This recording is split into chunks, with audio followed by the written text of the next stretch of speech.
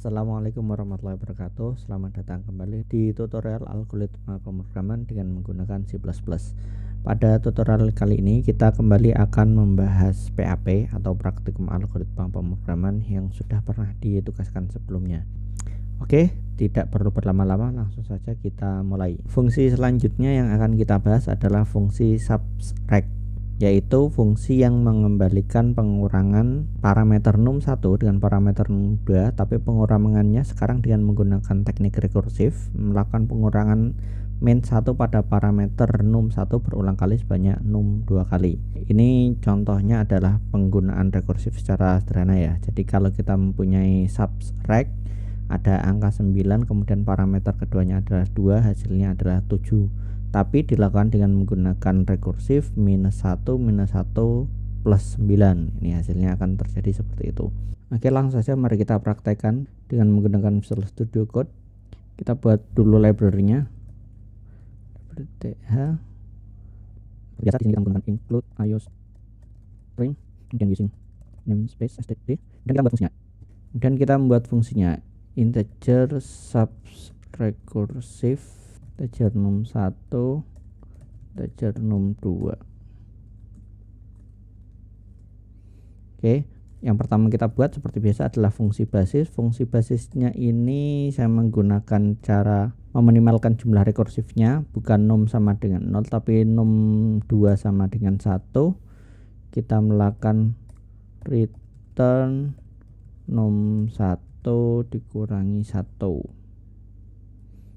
Kemudian yang kondisi rekurrennya return min1 plus subtract num1 num2 min1. Oke, jadi di sini kita sudah mempunyai rekursif. Pertama kondisi basisnya, dia berhentinya kapan? Dia berhenti ketika num2 ini sudah sama dengan 1. Ketika dia sudah sama dengan 1, maka kita num1 itu kita kurangi sekali lagi karena sama dengannya 1 ya. Kecuali kalau sama dengan 0 kita langsung return num1 aja. Kemudian kondisi rekurrennya kita returnnya min1 di plus subtract, sama aja dengan hasilnya num1 dikurangi 1 ya. Kita di sini cuma mengikuti di soalnya tadi, yaitu dimintanya min1 plus subtract. Ini seperti ini sudah jalan, tapi karena tadi permintaan di soalnya ada trackingnya, kita jadi menambahkan printf di sini. Printf -1 plus ada spasinya ya. -1 plus %d, num1. Kemudian di sini juga ada printf sebelum kita return printf -1. Nggak bisa pakai spasi.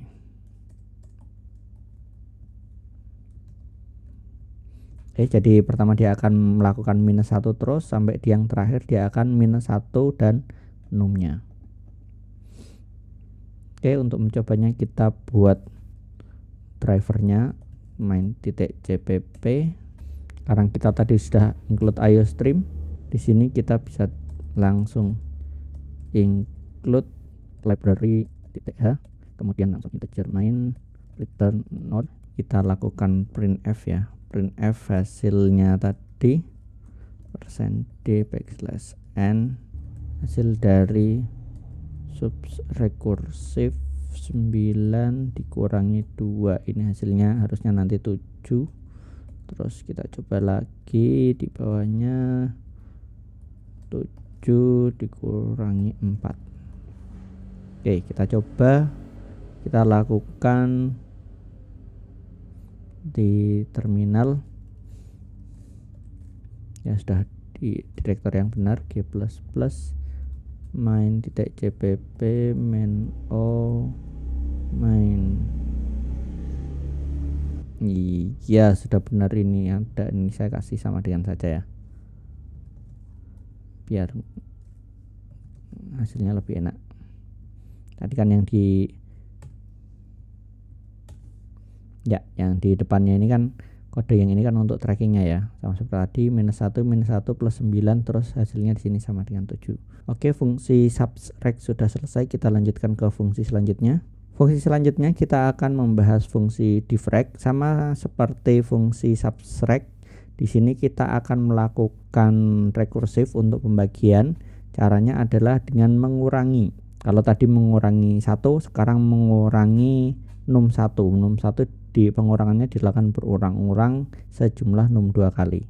Oke, langsung saja kita buka VS Code-nya. Kita ke library lagi, kita tambahkan di sini integer div rect. Untuk demonstrasi pembagian dengan menggunakan rekursif, kita tipe kembalian menggunakan integer aja ya, biar lebih mudah. Jadi nanti tidak ada pembagian yang menghasilkan desimal. Yang kita coba di sini pembagian yang menghasilkan angka bulat. Parameternya ada num1 dan integer num2. Kemudian kondisi basis seperti biasa, if num1 kurang dari num2, dia return 0. Kondisi rekurennya return div rect num1 dikurangi num2 sebanyak num2 kali. Oke. Untuk kode trackingnya kita tambahkan printf di sini. Seperti tadi ya. %d isinya adalah num2. Oke, mari kita coba jalankan.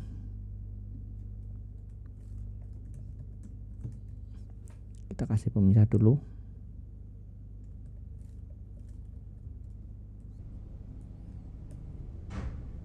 Saya copy saja di bawah, ini pakai div rect 20 dibagi 5. Sama coba sekali lagi, 35 dibagi 6. Oke, kita jalankan. Ada yang kelewatan kan, kita tadi baru melakukan tracking, tapi kalau pembagian kan seharusnya kita melakukan pengurangan sampai dengan 0, tapi kemudian hasilnya kan kita menghitung ini dikurangi berapa kali. Berarti di sininya kita tambahkan +1 gitu ya. Jadi itu dilakukan pengulangan berapa kali itu kelihatan. Nah, ini benar. Jadi 20 dibagi 5 itu 555 dikurangi 4 kali, hasilnya 4 ya. Kemudian yang 35 dibagi 6, 6666 dikurangi sebanyak 5 kali. Hasilnya 5, sekian ya. Kan masih ada 5 tersisa, tapi karena kita simplifikasi dengan menggunakan integer, jadi cuman keluar 5 aja. Oke, jadi seperti itu kita melakukan pembagian dengan menggunakan rekursif. Jadi di sini di kondisi basisnya kita membandingkan, kita pastikan bahwa num1 yang dikurangi itu lebih kecil dari num2. Jadi ketika num1 itu lebih kecil dari num2, berarti sudah tidak bisa dibagi habis lagi ya. Sudah tidak bisa dibagi lagi, jadi kita melakukan return 0. Selain itu maka kita akan melakukan pengurangan ya. Kita melakukan pengurangan num1 dibagi num2 dilakukan berulang-ulang, dan setiap pengurangannya kita pluskan 1 untuk mendapatkan hasilnya baginya itu ada berapa. Begitu untuk fungsi div rect. Kita lanjutkan ke fungsi selanjutnya. Fungsi selanjutnya akan kita bahas adalah Fibonacci.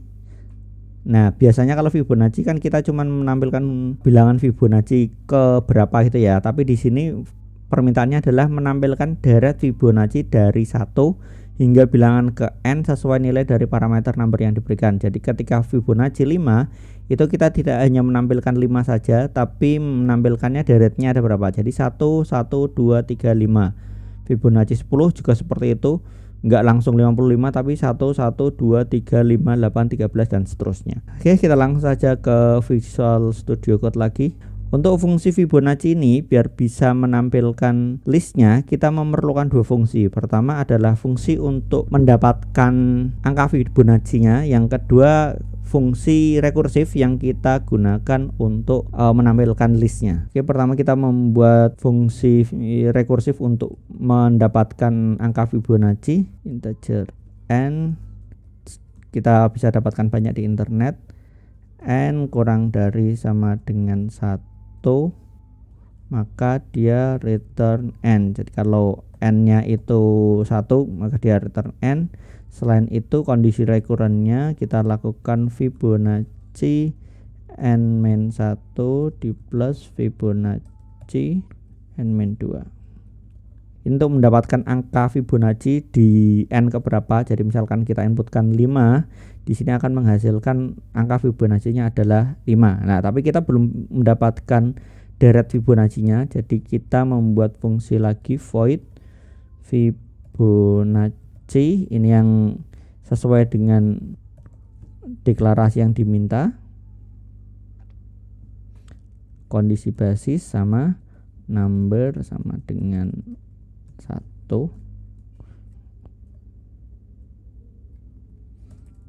Kan pasti 1 ya. Jadi dan di sini kita cuman memerlukan printf aja, jadi kita nggak perlu pakai parameter seperti tadi. Kemudian kondisi recurrentnya kita manggil Fibonacci kembali number min 1. Nah, kita perlu mencetak urutan Fibonacci saat ini %d Fib number. Oke, jadi di sini kita harus menggunakan dua fungsi. Fungsi yang pertama juga sudah fungsi rekursif, yaitu untuk mendapatkan Fibonacci. Kita tahu bahwa bilangan Fibonacci adalah deret Fibonacci n tertentu merupakan hasil penambahan dari dua deret sebelumnya. Nah, kemudian untuk mendapatkan deretnya, untuk mendapatkan hasil deretnya mulai dari deret pertama sampai deret yang kita inginkan, kita membuat fungsi rekursif lagi untuk melakukan printf di sini. Mari kita panggil Fibonacci 5. Ini kita pisah lagi.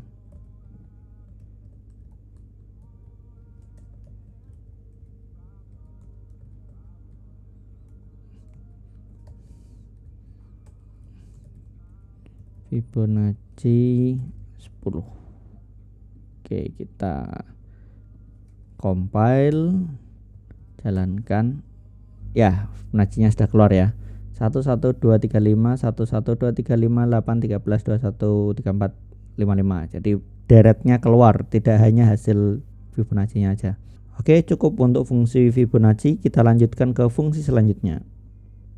Oke, kita membahas fungsi praktikum algoritma pemrograman selanjutnya, yaitu fungsi recursive max, yaitu kita mencari nilai terbesar di antara data tapi dengan menggunakan rekursif, tidak menggunakan iterasi. Nah, sebenarnya yang kita bahas adalah tugas nomor 3 ini, recmax, tapi untuk mencari recmax ini kita perlu membuat fungsi tambahan, yaitu fungsi max2, biar recmax-nya ini bisa jalan. Ya, seperti pada catatan ini ya, gunakan fungsi max2 pada pemanggilan rekursif dan parameter current selalu diisikan nilai 0. Oke, langsung saja kita ke VS Code, tapi sebelumnya saya mau mengcopy ini biar nggak perlu nulis lagi. Di library-nya saya tambahkan lagi. Ini deklarasi fungsinya ya. Jadi ada 3 parameter, yaitu parameter data, kemudian parameter current index, kemudian array size-nya ada berapa. Tapi sebelum ke sini kita juga perlu membuat fungsi max2. Ya, fungsi max2 ini mudah sekali ya. Kalau ini kita tinggal menggunakan kondisi if num1 lebih besar dari num2, maka kita return num1. Jika tidak, maka kita return num2. Dia akan menghasilkan mana yang lebih kecil dari num1 atau num2.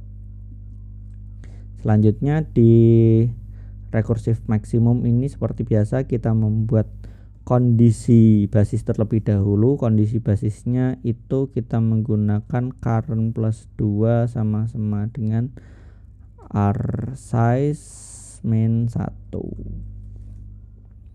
Maka kita akan mereturn max 2 dari data di current plus 1 dan data current plus 2. Kemudian di kondisi recurrentnya kita melakukan return max 2 dari data current kita manggil rekursifnya di sini, data dan core plus 1 array size. Oke, saya jelaskan sedikit sebelum kita menjalankannya. Jadi untuk fungsi max2 saya kira ini sudah cukup jelas track forward. Jadi kalau num1 ini lebih besar dari num2 berarti kan maksimalnya kan num1 ya, maka kita return num1. Jika tidak berarti kan maksimalnya num2, maka kita akan return num2. Fungsi max2 ini untuk memudahkan kita dalam melakukan pemanggilan secara rekursif. Nah, yang fungsi rekursifnya, rekursif max ini di kondisi basisnya saya menggunakan current plus 2 sama dengan array size main 1. Kenapa seperti ini? Kita ingat bahwa sebuah array itu kan indeksnya kan sampai n main 1 ya. Jadi di sini array size-nya kita main 1, artinya kita membandingkan sampai indeks terakhir. Sedangkan core 2, kenapa kita menggunakan core plus 2 sama dengan array size plus 1? Karena kita mau membandingkan dua angka terakhir, dua elemen terakhir. Nah, kalau dua elemen terakhir itu berarti kan penandanya kan kita tandai dengan current plus 2 ya. Kita mengecek jika dua langkah ke depan itu sudah selesai, sudah terakhir, maka kita akan melakukan perbandingan terakhir, yaitu dengan membandingkan mana yang lebih besar antara data di current plus 1 dan data di current plus 2. Maksudnya data yang setelahnya dan data dengan setelahnya lagi itu lebih besar mana, kita bandingkan mana yang paling besar. Nah, di kondisi rekurennya itu kita melakukan max 2, sama kita melakukan max 2 data current yaitu data saat ini kita bandingkan dengan hasil rekursif data current 1 array size. Coba jalankan dulu, memastikan apakah fungsi ini sudah betul atau tidak. Kita ambil array dari sini aja ya, nggak perlu nulis lagi. Saya Ctrl C dan saya Ctrl paste di sini.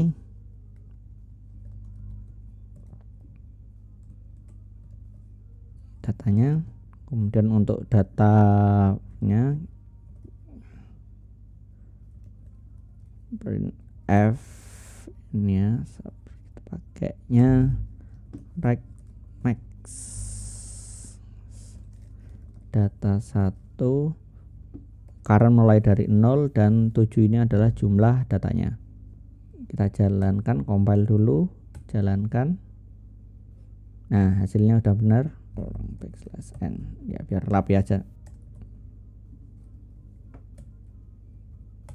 Ya, hasilnya sama, cuman biar lebih rapi aja ya. Oke, jadi hasilnya 30, salah, harusnya hasilnya 44. Ya, sepertinya salahnya di sini ya. Ini yang di terakhir, pembandingan terakhir ini karena ini sudah core plus 2, ini kok tambah 2 lagi, ini kebanyakan. Ini kita aja core dan ini core plus 1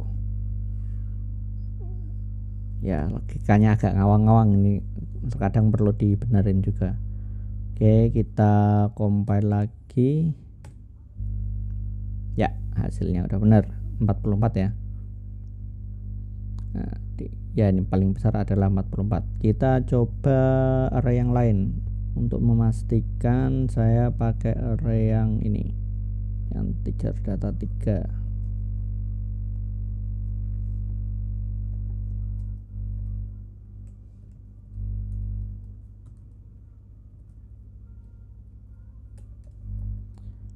Array max data 3. Oke, compile, jalankan. 41 benar ya, paling besar di sini adalah 41. Oke, jadi itu codingan untuk regmax ya. Sebagai gambaran cara kerjanya, jadi yang sebenarnya kita lakukan adalah melakukan max pemanggilan terhadap max 2 berulang kali sampai selesai. Jadi saya ambil contoh yang data 1 ini.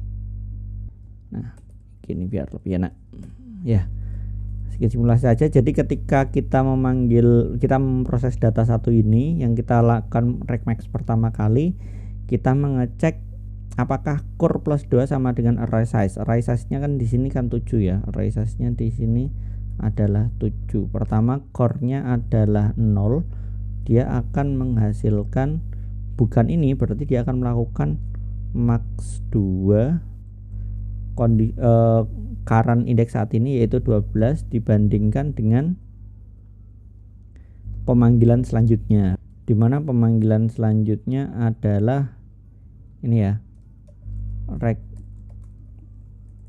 max, dimana ini data kemudian current size currentnya jadi 1, ini tetap 7 gitu ya. Itu akan menghasilkan, berarti currentnya sudah jadi 1, dia akan memanggil lagi rec max, ini artinya sama dengan max 2 15 ini aja rec max data indeksnya sekarang sudah 2 dan ini masih tetap 7, sehingga current indeksnya sekarang 2 masih belum. Rec max data 2 ini kita manggil lagi max 2 hasil dari 1 dan 3 aja. Nah sekarang sudah di 23, ini di indeks keempat, kemudian indeks keempat 4 5 indeks kelima. Nah indeks kelima ini berarti dia kan sudah ini ya, core plus 2 berarti 5 plus 2 7 itu sama dengan array size yaitu 7. Jadi kita tidak melakukan kondisi rekuren lagi, tapi kita melakukan pemanggilan di sini max 2 antara 21 dengan 30 ya kan. Indeks saat ini yaitu 21 dengan 30, indeks setelahnya 21 dengan 30 ini akan menghasilkan angka maksimalnya adalah 30. Ini akan menghasilkan 30 sehingga rec max yang di sini itu sama saja hasilnya dengan 30 gitu kan. Kemudian ini akan menghasilkan 44, maka rec max di sini hasilnya adalah 44. Di sini sama, masih tetap 44. Di sini akan menghasilkan tetap 44 juga. 44 dibandingkan dengan 1 tetap lebih besar 44, maka di sini adalah 44. Tetap 44 hasilnya. Terakhir adalah ini ya, max 2 12 ini dibandingkan dengan 44 juga. Nah, karena hasilnya setelah ini 44, dia akan menghasilkan 44. Jadi ketemu hasil akhir angka terbesar adalah 44. Jadi kurang lebih seperti ini cara kerja rec max. Jadi kita melakukan pemanggilan berulang-ulang terhadap fungsi max 2 ini ya. Terhadap fungsi max 2 sehingga kita mendapatkan hasil yang seperti ini. Oke, cukup untuk fungsi recursive max. Kita lanjutkan ke fungsi selanjutnya. Oke, kita bahas ke fungsi selanjutnya yaitu fungsi recmin. Di sini kita mau menghitung nilai rata-rata dari sebuah list of integer dengan menggunakan teknik rekursif. Jadi ada 3 parameter di sini yaitu parameter data, kemudian parameter current index dan parameter n. Langsung saja kita ke VS Code lagi. Deklarasinya tadi adalah recmin. Kemudian ada seperti biasa kita membuat kondisi basis core sama dengan n-1. Jadi ketika current sudah sampai di indeks terakhir, maka kita akan melakukan return data current, data terakhir. Kemudian jika tidak, nah ini yang agak tricky nih. Jadi kita perlu beberapa kondisi, tidak seperti sebelum-sebelumnya. Kalau currentnya adalah ke 0, artinya ini rekursif pertama ya. Kalau rekursif pertama, kita lakukan return data current saat ini ditambahkan dengan rekursif min, hasil penjumlahan sebelumnya, data dengan core plus 1 dan n. Ini kita bagi dengan n. Nah yang terakhir ini kondisi recurrent yang kedua, kita lakukan ini ya. Kenapa ada 2 kondisi recurrent di sini? Ya, kita tahu bahwa untuk mendapatkan rata-rata kita kan pertama melakukan penjumlahan ke semua elemennya dulu ya. Nah, penjumlahan ke semua elemennya itu dapat dilakukan dengan menggunakan rekursif ini. Tapi di akhir penjumlahan itu kita bagikan dengan n, dan pembagian dengan n ini hanya kita lakukan sekali.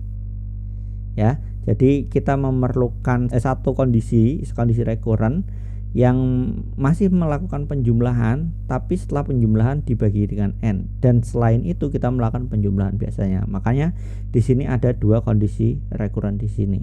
Ini yang agak berbeda dari biasanya. Oke, kita coba saja. Kita panggil ya, printf persen, biar formatnya sama seperti yang di soal, 3f backslash n rect min data 1 0, currentnya mulai dari 0 dan terakhirnya adalah 7. Ini yang data 3. Oke, kita compile lagi, jalankan lagi. 2, 857 dan 18. Ini rect min 20, 857 dan 18 ya, benar ya. Oke, jadi seperti itu, sudah ada beberapa fungsi yang kita bahas kali ini. Sepertinya videonya sudah cukup panjang, jadi saya cukupkan sampai di sini. Kita lanjutkan lagi pembahasan PAP di fungsi-fungsi selanjutnya kalau masih ada waktu lagi. Oke, cukup. Semoga bermanfaat dan semoga dapat difahami. Jika masih ada yang mau ditanyakan, bisa ditanyakan di kolom komentar. Sekian dari saya. Wassalamualaikum warahmatullahi wabarakatuh.